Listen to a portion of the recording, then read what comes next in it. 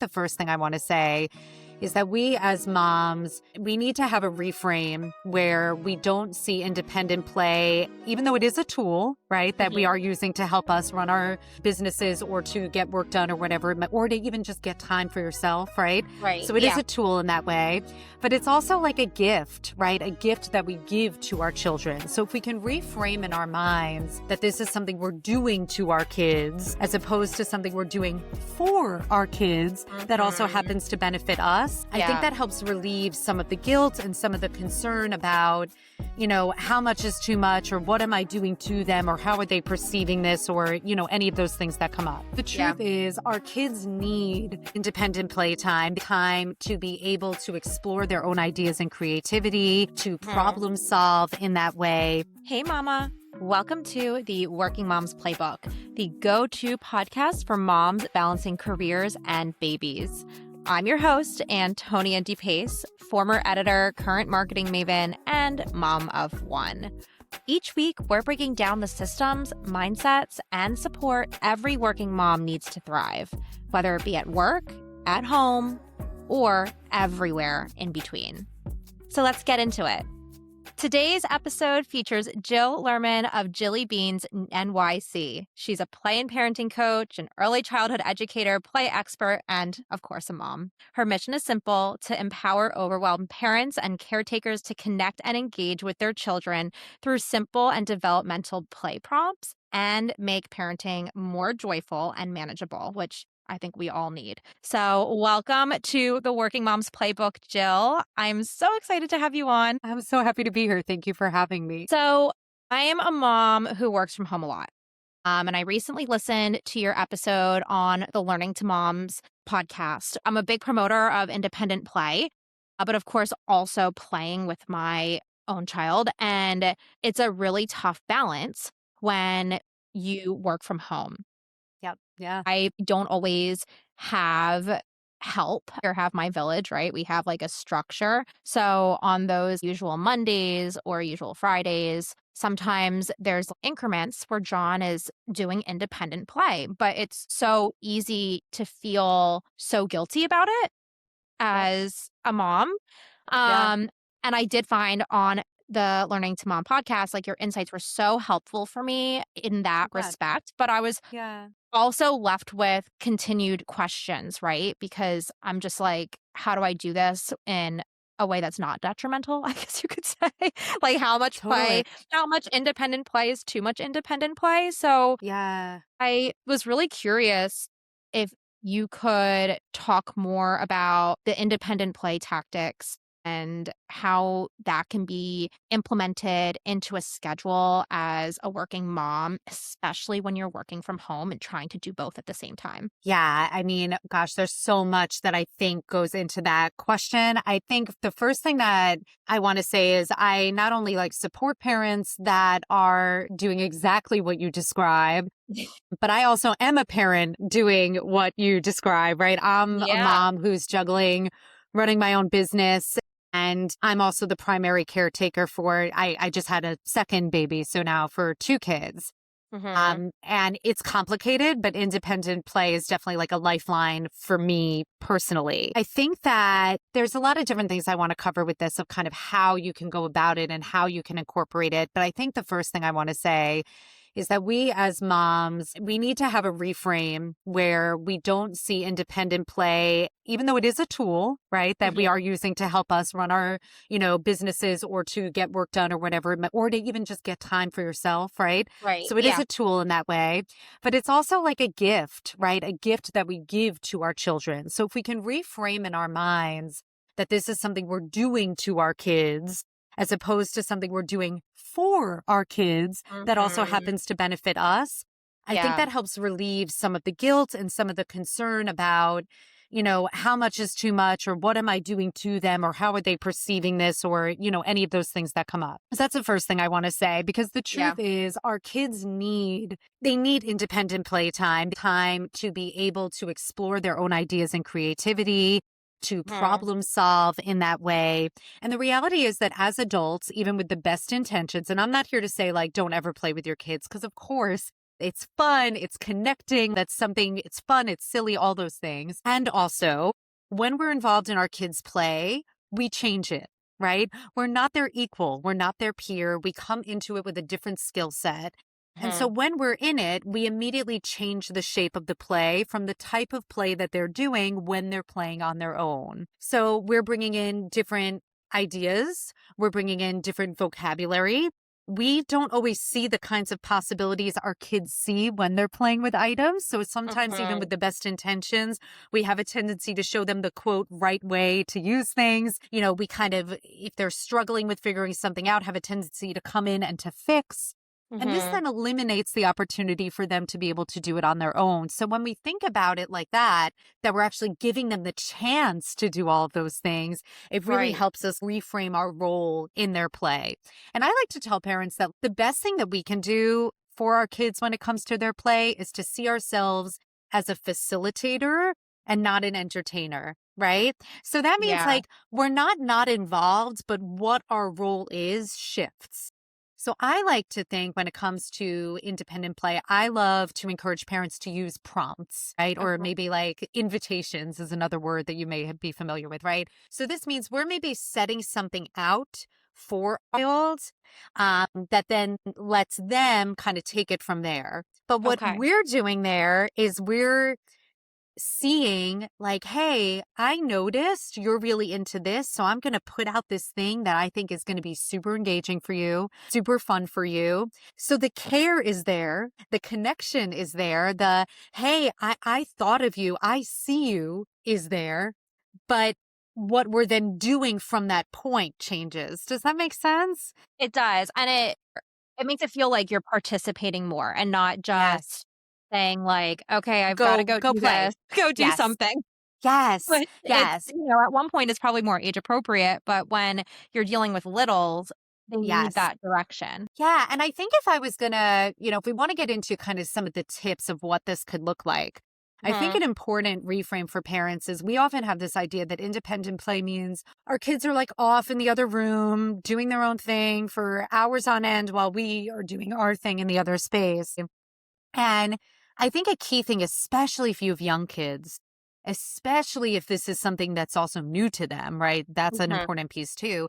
Most young children cannot get really into their independent play without the safety of a caregiver nearby. And that Okay. can mean within eyesight or within earshot or both, right? Mhm. So they want to feel secure and comfortable that you're there, which often means, look, some kids, and look, anyone listening to this with kids knows like every kid is unique. Hmm. Even within Yep. the same family, kids are so different. So there are some children that are just more natural at playing independently and don't need as much facilitation. So if you have one that's happy to go off in the playroom and do their thing, great, fantastic. But if you're one of the many parents that I work with that don't, then you want to think about, okay, well, where is play happening? And sometimes that means us getting creative about that. So that might mean, you getting creative about where you work. And can I set up an area near to where they're playing to get my work done? Or can I set my tray near to where I'm working?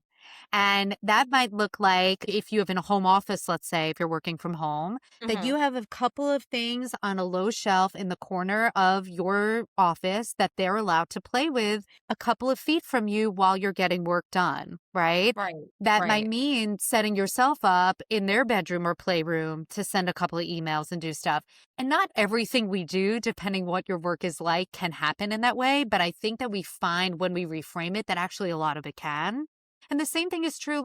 So many parents I work with will say, I can't like get dinner done. Like I can't make dinner. My kid is, on me every second. And I'm Yeah. like, okay, great. So Screaming like at your how do leg. exactly. And it's like, okay, so then how do we then make that work? Can we set them up in a toddler tower doing something as we prepare so that they can see us and be doing their thing while we're doing our thing, right? Thinking about where play happens is often a key piece. And that often means reframing what independent play is. To me, anytime our child is engaging without our direct involvement and participation, that counts, right? Okay.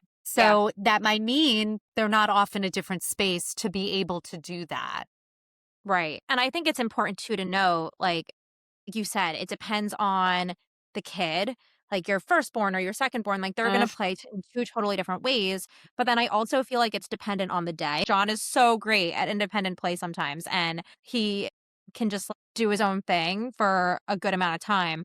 But yeah. then there's other days where like, he is begging to climb up on my lap. He Yes. is begging to nurse. He is just begging for like any kind of ounce of attention and like cannot be sidetracked or Yes. cannot participate in any kind of independent play. And that can be really Yeah. hard as It a is. working parent. It can It be so is. hard. It is. And what I would say to you and to anyone else who's experienced that is that we have to think about like the same way we have our days, that we have different moods and we have different, right? Like I didn't Right. sleep well last night. So now, X, Y, and Z. Or Mhm. my husband and I have been like ships passing. We haven't like had a moment and I just want to like have that time with it, whatever it is. Our kids feel this too.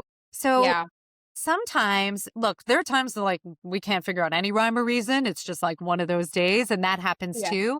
But Yeah. more often than not, it's like there is something that factors in, and that means not every day is going to look the same. So, as difficult as that is, especially when you work from home and you have, maybe calls or deadlines or whatever it is, there are going to be those things that factor in that might make one day, what we normally have in place just isn't working today. So then what do we do? Now, sometimes we just have to fill that connection cup.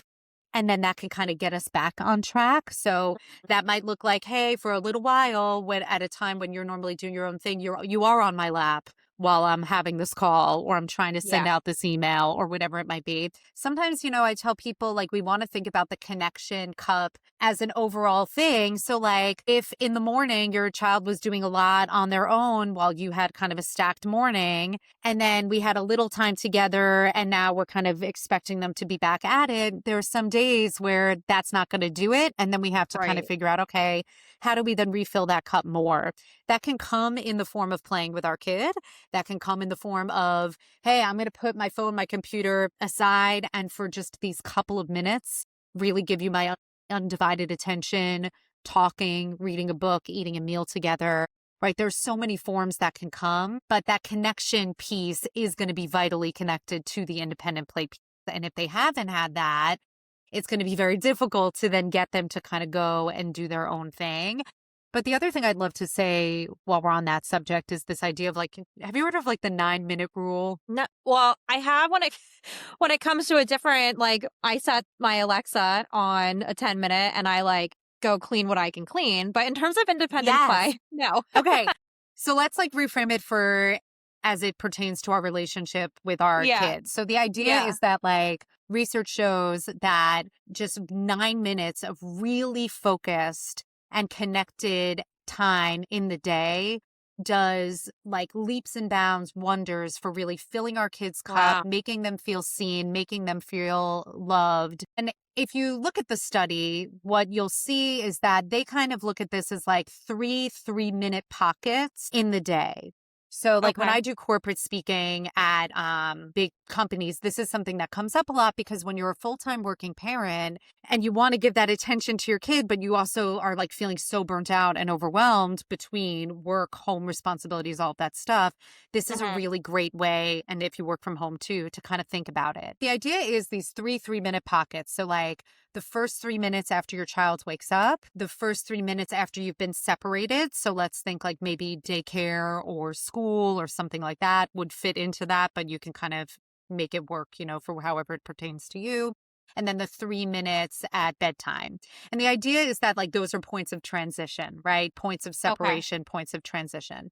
But the truth Yes. is, it doesn't have to be those pockets. If we can just think to ourselves, I can find 3 minutes 3 times a day, or I can find one 9-minute pocket in the day to give my Mhm. child my undivided attention. So this means no phone, no computer, no, and this is the one I think I'm most guilty of personally, like octopus mom like where Yeah. I'm like, I'm talking to you and I'm giving you attention, but I'm doing 12 other things, right? Like, Right. You're cleaning the dishes and you're exactly. throwing in food somewhere or Right. whatever it is. I'm moving the laundry, I'm packing whatever, like not that. Like I'm really here with you. Now that can be playing, that could be we go for a walk, that could be we're just sitting, that could be during your bath. Like you can figure out what works for you and you can figure out if it works better for you to sort of split that or to do one chunk. Different days can look different ways, right? But I Right. think as parents, especially those that work from home, it can feel really empowering to know, like, hey, I can find that. Even on the craziest days, I can find that. And if we know that finding that makes such a difference in filling that cup, that also then helps us feel better about those times that we're having them play on their own, right? That plus Hmm. the reframe of, hey, we're actually doing this for our kid, I Yeah. think can really help us feel like, hey, I'm doing my part to make my kid feel really seen, really loved, really cared for. And there's lots of science and research and psychology that backs up that that's true. And Right. that does actually so much more than longer periods of time where we're only partially in it. Okay. Yeah. I mean, that makes so much sense. And I feel like too, like some listeners are gonna be like, oh, like you're only gonna spend 9 dedicated minutes with your kid a day. But when you look at it from a different perspective, it's not that you're only going to be spending those nine, super dedicated minutes towards your child a Right. day. It's that starting point. And like once you get Yes. on that starting point, it's very easy to implement it for longer and Yes. implement it more frequently. This also just plays into the fact that we're in an age of screens. Mm-hmm. So Mm-hmm. it's really easy to just like put the TV on, Yeah. put be in front of our phones. It's almost invisible to us. It's like the Mm-hmm. clutter that we're looking at in our house for over a year. Yes. It Yes. becomes it's no longer The clutter, right? piles. It's just The like piles. yeah, the piles, like, are no longer existent to us, right? Because we've been looking at them for a year. It's kind of the same Yeah. time it's the same thing, Yes. like, with the screens. Implementing that 9-minute rule can kind of help to get you out of that, and it's so approachable, especially in this day and age where Yeah. especially moms are, like you said, octopus moms, right? Yes. We're juggling a So much million on things. us all the time. And that's why I think like, and look, if you can do more, great, right? Like Yeah. I think about it more on the days that we're feeling all of that mom guilt Mhm. about like what we're not giving. If we can kind of remind ourselves, I'm able to give that and that is still really great. I think Yeah. that can help us to, just to have some peace and kind of relinquish some of the guilt that we're just constantly feeling as parents, especially parents that work from home. So then let's dive into independent play, but in a realistic, age appropriate way. Because of course, depending on how little your child is, Yeah, independent play is going to look different. So totally. when does independent play really start and become helpful towards development? And Mm, like what do those different types of independent play look like in terms of stages for those moms who are like, I don't even know where to start. Is this actually hmm. helping my kid while I'm on this Zoom call? Yeah. Yeah, yeah, yeah. No, I think it's a great question. So the first thing I'll say is that you can start implementing independent play from the moment you're home from the hospital. Now, if you're listening Wow. to this and you're like, my kid's 9, crap, you can also start at any time. Yeah. And you're not like doomed if you didn't. But just to like show that it really can be something that you integrate right from the beginning. Mhm. And it's just going to continue to change shape. And the earlier we start building those skills, kind of the easier I think it becomes as your child grows. But again, Mhm. we can start implementing it at any time. So I don't want people to feel discouraged. But as you said, it's going to look different at different ages and stages. So when I talk about it with an infant, like, I was going to say, it would be great if my baby was actually doing this as we spoke, but she's asleep. Yeah. What it looks like in that stage is going to be like you set up your baby maybe on their play gym or on a blanket near to where you are. And again, this reframe really comes in the form of what is my role in the play as the Mm. adult. So with an infant, Oh. that would look like your baby kind of laying on their play gym, laying on a blanket, you nearby, and we're thinking about what our role is. So often in baby play, we're told that our role is we want them to track objects. So we're going to be holding it over their face and moving it side to side. That is Mhm. one way that we can engage with our infant. Another would be that we set them up and like kind of we're describing with prompts or things of that nature. Then I step back and I observe what they're doing, but I'm not actively involved in making that happen. I'm not doing the shaking. I'm not, ringing the bell. In that moment of independent play with your infant, that looks like them just interacting, moving freely. Yeah. And, maybe there's one open-ended toy if they're at an age that they can bat at things overhead or maybe just look at it if they're at that age, depending on the age and stage. Mhm. But that's sort of what independent play looks like. So I'm nearby, right? We're not leaving our kid totally Right. Stranded. unsupervised and left to their own devices. But Yeah. maybe from a work perspective, I have my baby set up in my home office right next to me on the floor, and I'm sending my emails and kind of checking in, looking back, smile like I'm there, I'm present, but Yeah. I'm not actually doing something to make that exploration happen, right? Okay. Yeah, that makes Is how we sense. want to look at that. As our baby starts becoming mobile, right? And this is with each stage of mobility come new discoveries, exploration, and Challenges. also kind of complication and challenge, right? This is where I often will recommend to parents, okay, well, how can we, from an independent play perspective, Mhm. have them safely able to move with the least amount of adult intervention possible? So Okay. that might look like we have a small area gated for them, right? Okay. This doesn't have to be a huge space, but a space where I have some toys out in that space. Again, not Mhm. too many. That's a different conversation, but we don't want to overstimulate, especially with our little ones. Okay. But they Yep. can move around and crawl freely, and I don't have to be, ooh, huh, right?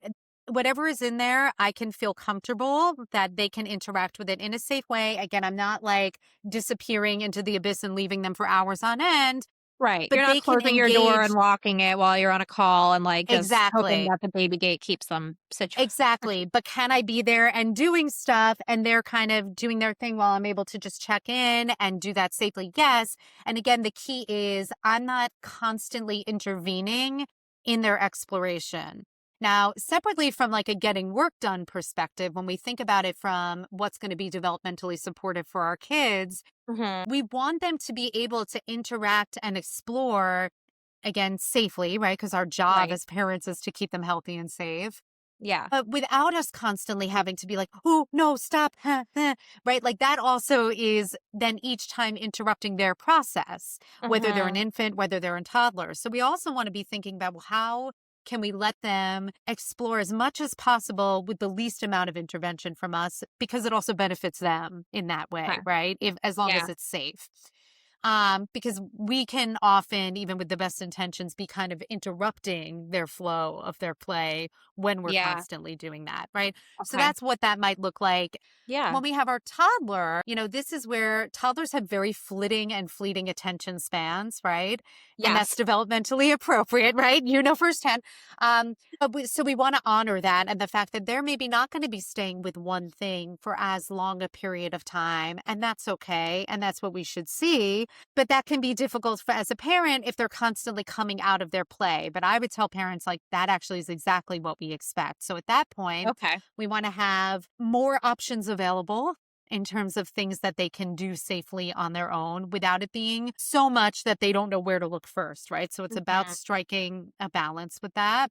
Yeah. But this is also a place where prompts, I think, can be really, really helpful starting in toddlerhood and beyond, because that is a way that we can sort of set the stage to kind of get their mind going, get their creativity going, and then we can kind of take a step back. So again, this is a place we want to kind of think about, are we nearby? Are we within earshot and eye shot of, or eye line rather, of them so that they can feel safe and comfortable? And again, thinking about that creativity of then where we're setting up their play or where we're setting up our work. And when I say work, guys, this can also be like household things we have to get done. Like I've been known to tell parents I work with, like, hey, is there a place that your child can safely be playing in your laundry room while you're Mhm. folding, right? Like we Yeah. really want to get creative about where play happens. That's like a key piece here. Um, and then also thinking about what are we setting out for them and how is that kind of supportive of the phase and stage that they're in. So this often means, guys, like putting on your observation hat and being that like active observer watching your child. What are they interested in right now, right? Like, what are the things that kind of light them up? What are their preferences?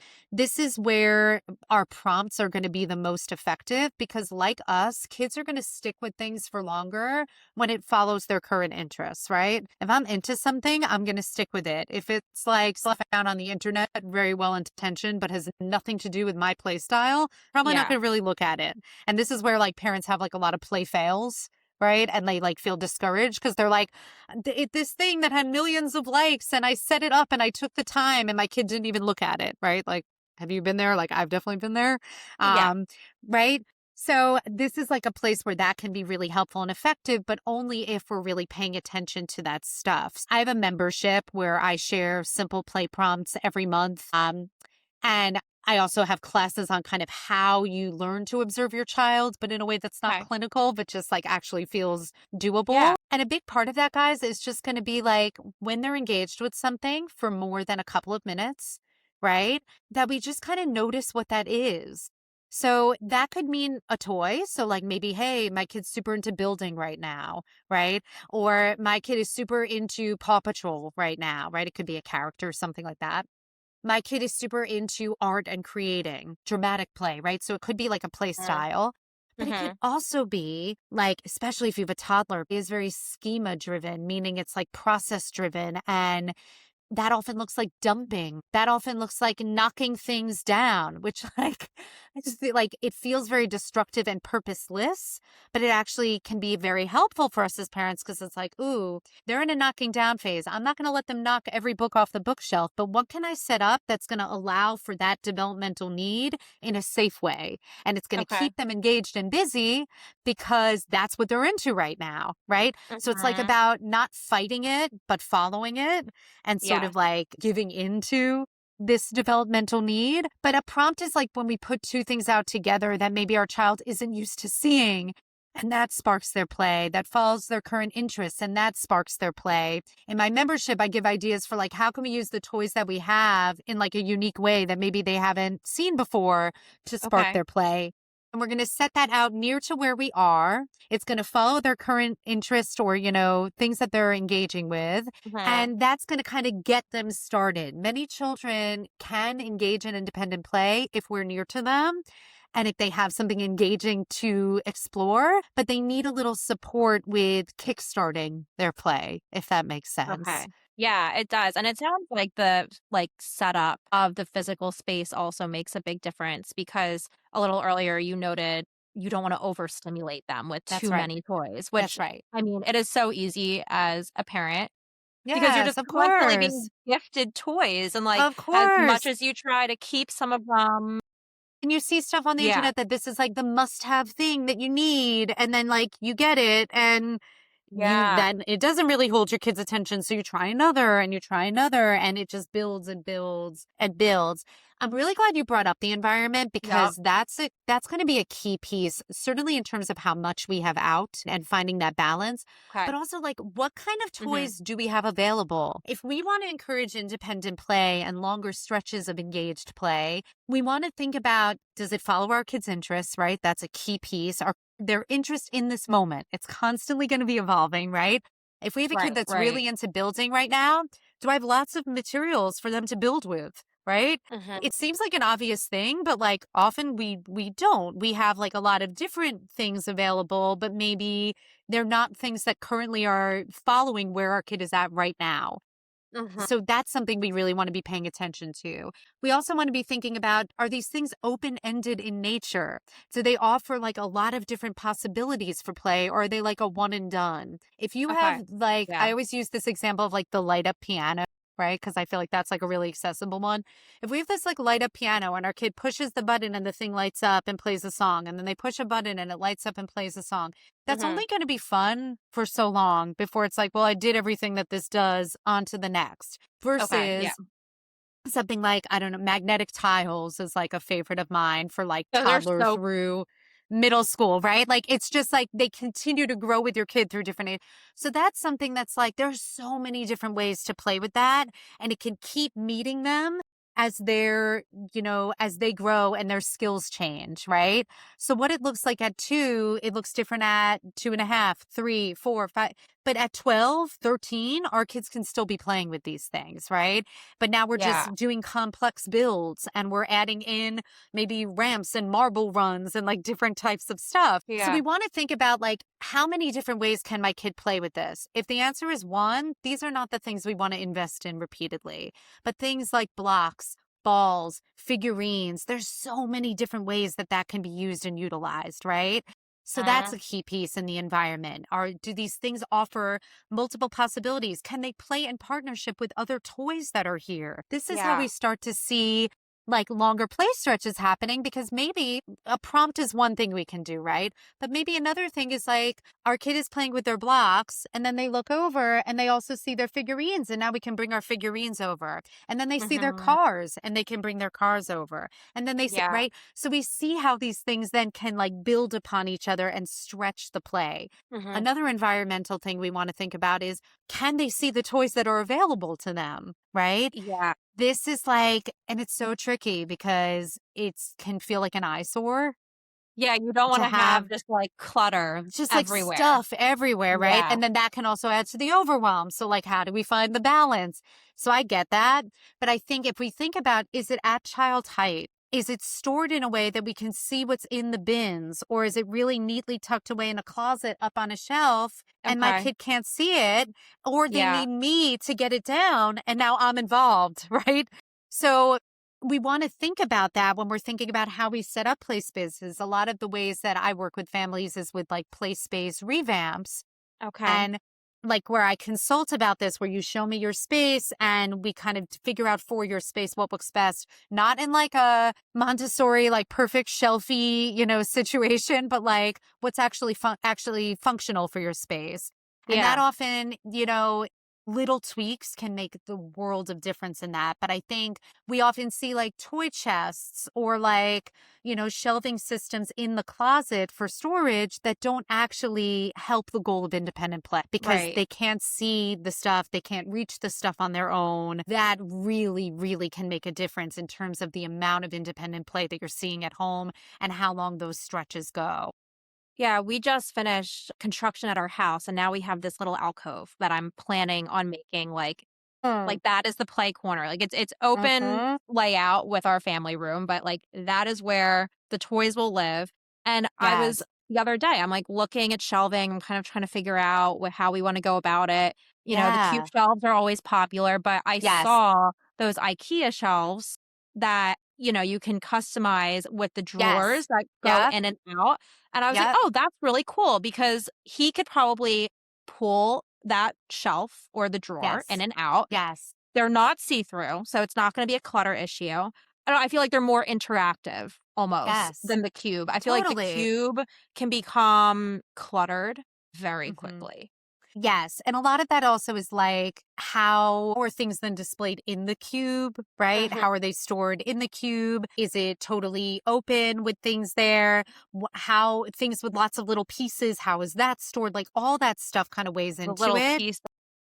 Those pouches where we can see what's in it, they're all together and then those are stored in a bin or in a basket. Like these are all things that it takes time initially to get it set up, but once you have the systems in place, they Mhm. like work for themselves. And I love like what you were saying about the drawers that are at a height he can pull out and reach because that again, it eliminates you, but it's also eliminating some of the outward clutter if he can do that safely on his own.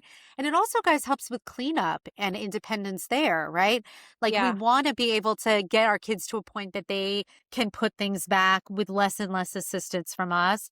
And it's Mhm. really helpful if they can see where things go, right? And from a young age, right? Usually from like early toddlerhood, we're able to start sorting and it actually feels like a game, which is helpful. So if they can see like, oh, all my cars and trucks are here, I can put that back as opposed to we have them in a place up higher where they can't get to them and then it relies on us to do it. That also really helps with independence in that area as well. Right, and like you said, there's so many toys that can be used more than once and in so many different directions. I mean, for us, and I know there's, a love-hate with this, but the Pickler Yeah. triangle set has been Yes. a huge success for Yes. us. I mean, he didn't That's really start great. to use it until, I don't know, maybe like 2 months ago, partially because we had construction going on, so it wasn't Yeah. out, but also because, Yeah. he's running and now wanting to climb on every single thing in sight and actually being successful at it. So, Yes.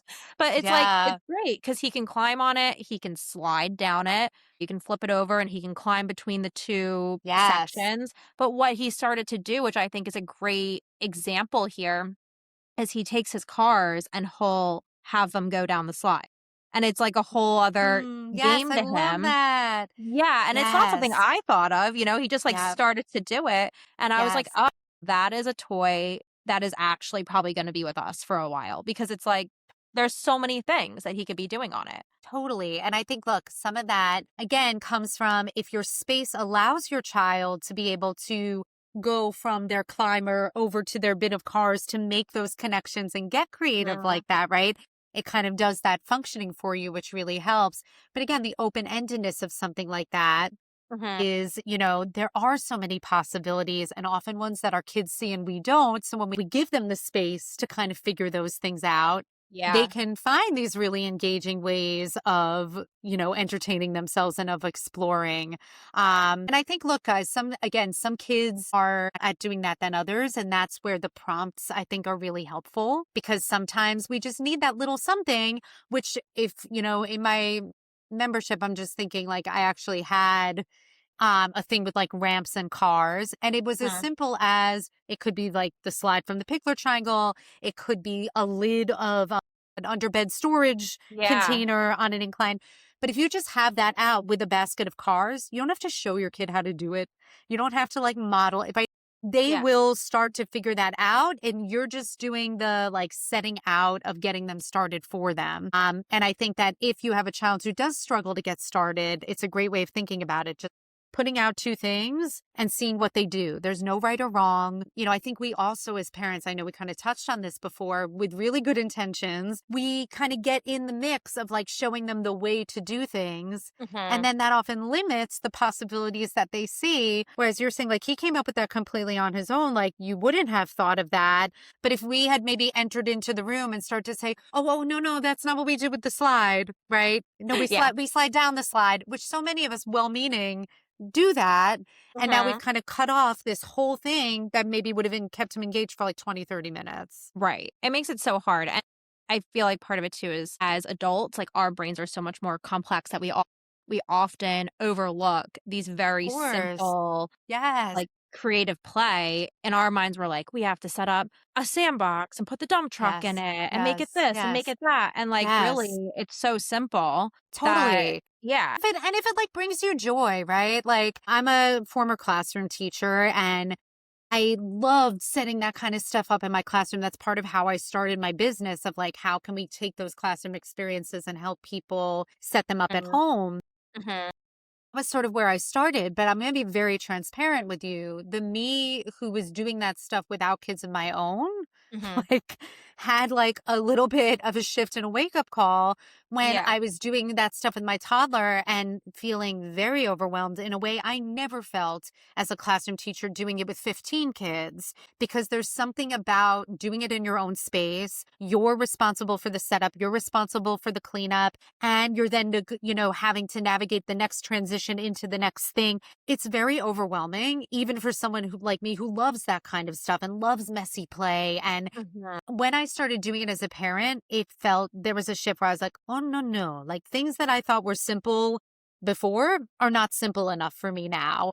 And it kind of like going back to basics like that and sort of, zooming out and realizing like, hey, my daughter's really happy playing with a mixing bowl because the mixing bowl is reflective and it's really cool seeing what happens when you drop things inside and it makes different sounds and like really cool when I overturn it and she puts it on her head, or when she drives her vehicle over it like it's a mountain. And you see where I'm going with this, but it was Yeah. kind of like, hey, it doesn't require this level that I'm putting into it. So on the days where I feel called to that and that feels fun for me, great.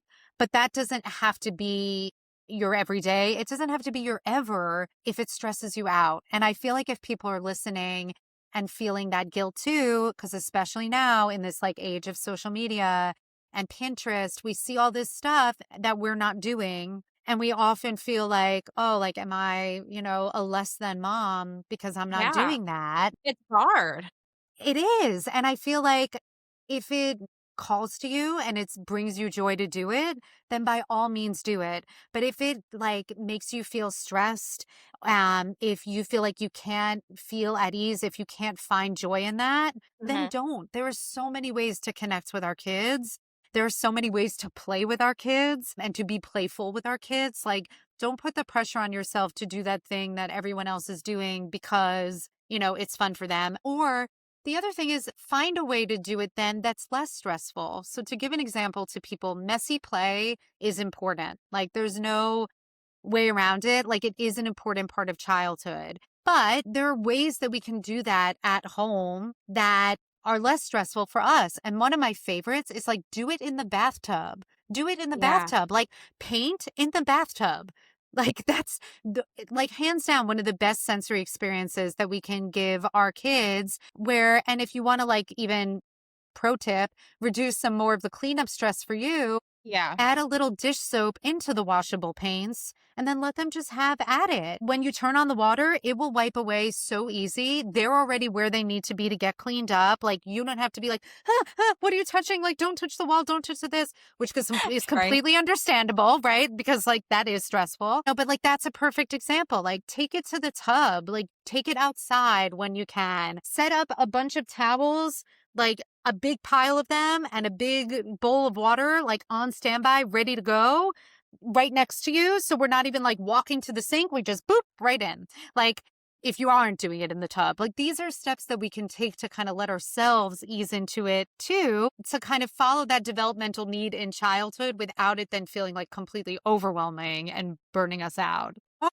What is one toy out of all the toys that you've had with your two kids so far that you think encourages the longest independent play? Magnetic tiles and Play-Doh as a close second. And water, if we're talking about like not a toy, but just like a thing that's around. I could put out a bowl of water for my 5-year-old and a bowl or tray of water for my 2-month-old, and they will both be engaged for a very long time.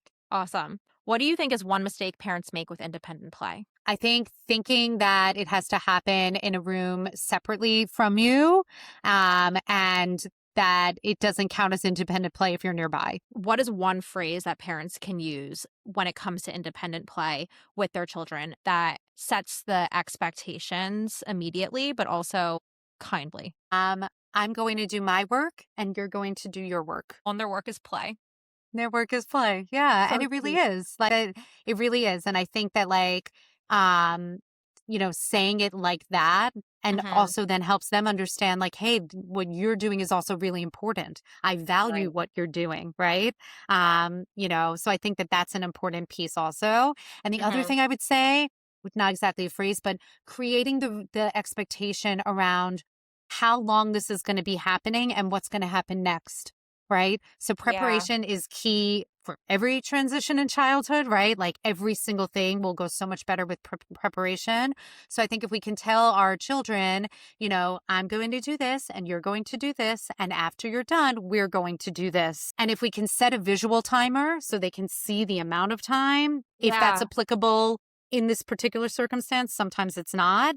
But if we can, that can also be helpful too. I feel like that's really helpful for children who might be a little bit needier, whether it's like full on, they always need a little bit more attention, or if there's like a stage going on, setting that expectation so that they know when mom or Yeah. when dad is going to be able to come back and give them full attention. Would you say that that's a good first step for those parents who maybe didn't promote independent play from the start and now they have older children who they want to start to promote that? Yeah, I think that starting with a small block of time is Hmm. always going to set everybody up for success. And it really helps them build confidence. And honestly, it helps you build confidence too that Hmm. you can do this, that your child could do this. So maybe it's just a couple of minutes at first, depending on your child's age, right? We want to think Right. about what's an age appropriate attention span and all that stuff. But all right, I recommend it all the time. The only thing about it is that if your kid just like is really into you put out a prompt and they are really into it and timer goes off and it's like they would have played longer. That's the only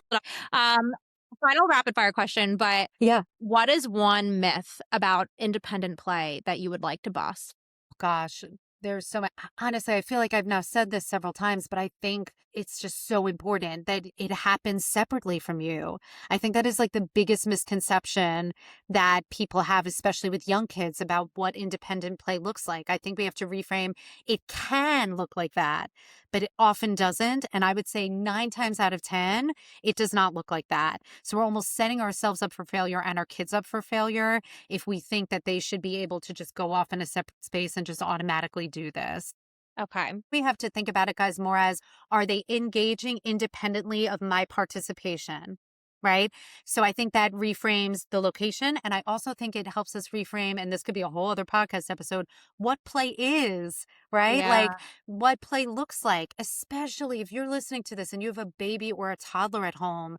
It does not look the way that we imagine all the time. It does not always look like our kids sitting quietly stacking blocks or Mhm. quietly feeding their baby doll. We talked about some of that toddler play almost feeling destructive in nature.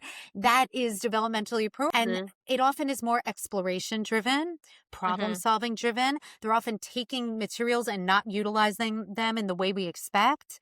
But Mhm. if they're engaging, if it's holding their attention and they're exploring and engaging, and as long as they're being safe, to me, it counts. So if that means that what your child is doing right now is just dumping every basket and bin off of your toy shelf and then walking over it, like that to me counts. It really does. If that's keeping them engaged and busy and they are getting something out of that, it is not purposeless. So I think that reframe of location and what play is often key to seeing more independent play at home. You might hear this and be like, "Hey, I guess my kid is kind of playing by themselves. I just didn't think that was play." You know? But honestly, I think, and look, a lot of the time, truth be told, like I am doing, I try with calls and stuff, to think about childcare and that in the equation. Yeah. But like a lot of the time, that is how I'm working. Yeah. And that's Same. just like, and I'm sure you too. So like Yeah. it is, I think it can be helpful for people to see in practice kind of what that is. And look, let's just like, just so people know, I do this for work. My child has, and now children, they have great independent play skills, and I would hope that that they would. But I've had many a call where my daughter is constantly in and out of what she's doing, and like I have to kind of like I start to feel like, oh gosh, what do people think? Here I am talking about independent play and look at, but I think it's important that people see that is reality and it Mhm. doesn't not count. Coming in and out of play is normal, right? We can't have this expectation that our kids are just for an hour going to be off to themselves. Sometimes, yes, sometimes there are days that look like that. More often than not, she's, hey, mommy, look what I did. Oh, wow, so cool. And then she's back in it, right? And Mhm. that is realistically often what that looks like. It doesn't mean that what you're doing doesn't count. It doesn't mean that what you're doing isn't benefiting them. There is Mhm. that kind of ebb and flow to it. And then sometimes we do get those really long stretches where we're like, should we be worried? Is something happening? They're really quiet. And they are just that engaged. But more often than not, it does look like that. So you're not failing if that's kind of the rhythm that you find yourself in. And then these other things that we're talking about can sort of next level, right? The play that you're seeing happening. Right. Well, you've been so helpful, at least for Yay, my I'm so mom glad. brain. Yeah, Yeah. I am feeling way less guilty about having John do independent play, and he's not even here independent playing. There's so much, so many important points that not only just like every mom I think will benefit from, but any parent who's working from home because it's so easy to just get wrapped up in the cycle and you truly like feel bad that you aren't 100% with your child 24/7 a day. Um and it's not realistic in today's day and age. I'm so glad. I think that's the key, right? Like quality over quantity and think that reframe of like, this is actually a gift. It's not something we're doing to our kid. We're doing it Mhm. for our kid, right? And like that we really, I think if we can look at it like that and like how beneficial this is for them and for their development, it Yeah. really helps kind of dissuade some of that. We're always going to have some because that's mom life is just grappling with some guilt it feels, but I think it really helps. So then, Jill, tell our listeners where they can find you. Yeah, so you guys can find me at www.jillybeansnyc.com. That's where you can learn more about the way I work with families. You can learn more about my low-cost monthly membership that we were talking about, where I share simple ideas that use the toys and household items you have in unique ways to help spark more play, as well as like consultations. And you can also find my podcast there, The Art of Playful Parenting, where I share more tips like this. I did see that. Yeah, or on social, at Jillybeans NYC on Instagram, where I share lots of simple play ideas, play tips, mom life. Because, like I said, this speaks to me because I am right there in it with you as a mom running a business who's also the primary caretaker. And I share a lot about kind of what that juggle looks like for me there too. Great. Well, thank you again so much for coming on. This has been so helpful. I know our listeners are going to absolutely enjoy this episode. For those who are listening, thank you so much for tuning in, and keep an eye out for another episode next Wednesday. And if you liked this episode, feel free to rate it and comment. That's how it supports creators. And definitely check out Jill on social media or on her website, like she said, so you can learn all of those play prompts and learn more about the topics of independent play. Thank you so much for making it to the end of this episode of the Working Moms Playbook. And also, thank you so much for sharing this episode with any and every working mom who might benefit. Also, thank you for subscribing. It means so much to be able to continue to grow this village of working moms in a world where our villages can feel fairly small. Keep an eye out for next week's episode, always debuting on a Wednesday, and I can't wait to see you there.